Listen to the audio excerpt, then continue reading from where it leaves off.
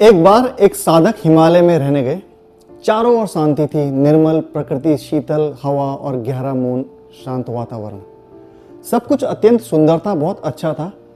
लेकिन कुछ ही दिनों बाद उसके साथ कुछ अजीब होने लगा।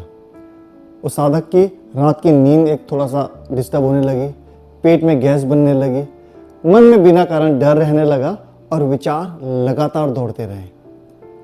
परेशान होकर वो अपने गुरु के पास गया और बोला, गुरुदेव, मैं तो शांति के बीच रह रहा हूं, लेकिन फिर भी इतनी बेचैनी क्यों है? अननेसेसरी की स्ट्रेस क्यों है?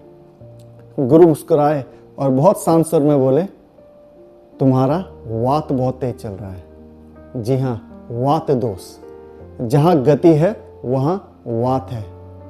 तुम्हारी सांस, तुम्हारे विचार और तुम्हारा पाचन सब कुछ वात दोष के कारण ही संचालित हो रहा है, इसी के कारण चल रहा है।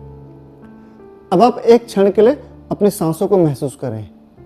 ये जो सांसों की गति है, ये जो चल रही है निरंतर, यह वात दोष के कारण है।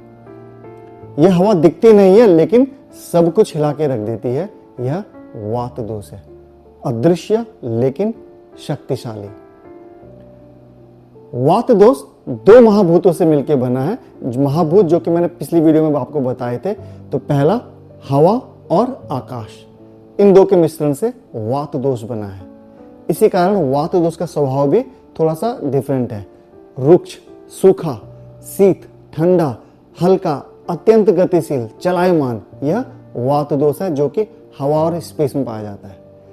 तो शरीर में वात 5 रूपों में कार्य करता है, जो कि इस प्रकार से है। प्राणवात, स्थान इसका सिर और हृदय है। कार्य, सांस, मन, इंद्रियां, इस पे गति बनाना। असंतुलित होने पे डर, चिंता, एंजाइटी बढ़ती है। उदानवात, इसका स्थय आपका गला, आपकी आवाज है।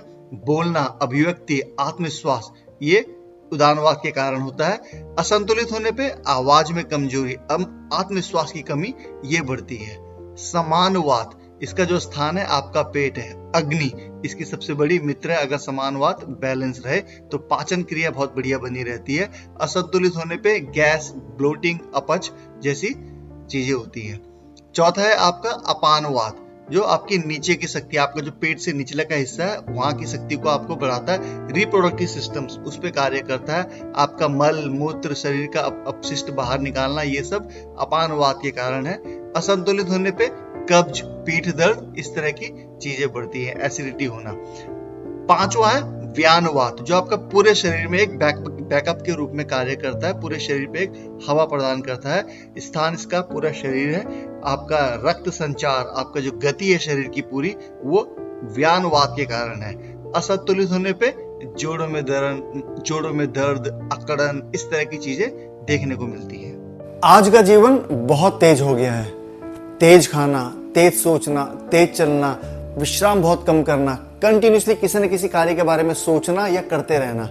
इसी कारण आजकल अधिकतर लोगों में वात दोष बहुत ज्यादा पाया जाता है और इसके बेसिक लक्षण देखने को भी मिलते हैं, जैसे कि गैस, कब्ज, जोड़ों का दर्द, त्वचा का सूखापन और लगातार ओवरथिंकिंग। अब इसको शांत कैसे किया जाए?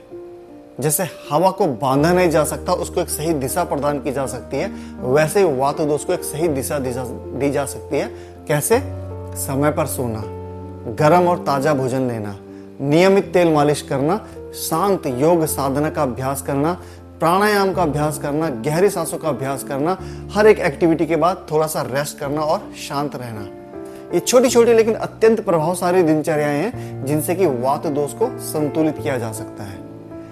ध्यान रखें, जब आपका वात संतुलित रहता है तो शरीर में स्टेबिलिटी, स्थिरता आती है, मन शांत रहता है, जीवन सुकून और शांति का अनुभव करता है और आपको हर चीज में एक ठहराव महसूस होता है। जब आपका वात दोष अनस्टेबल रहेगा, बढ़ा हुआ रहेगा, तो उस कंडीशन में आपको रेस्टलेसनेस लगेगी, हर चीज के बारे में बहुत ज्यादा ओवर थिंकिंग से लगेगी, एक्टिविटी में बहुत ज्यादा एक के बाद एक मूवमेंट रहेगा और कहीं पे आप स्टेबिलिटी की सोचेंगे। एन एग्जांपल, आप सोचिए कि मैं मेडिटेशन करना चाह रहा हूं, तो आप चाह के भी नहीं कर पाएंगे, क्योंकि कुछ ना कुछ चलता रहेगा, या तो body movement, digestion imbalance, over thinking, कुछ ना कुछ।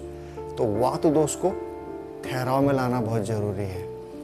तो ये था आयुर्वेदा चैप्टर 3, जिसमें मैंने बहुत बेसिक रूप से वात दोष के बारे में जानकारी दी। आने वाली वीडियो में हम पित्त और कफ के बारे में थोड़ा जानकारी हासिल करेंगे। तब तक के लिए नमस्ते।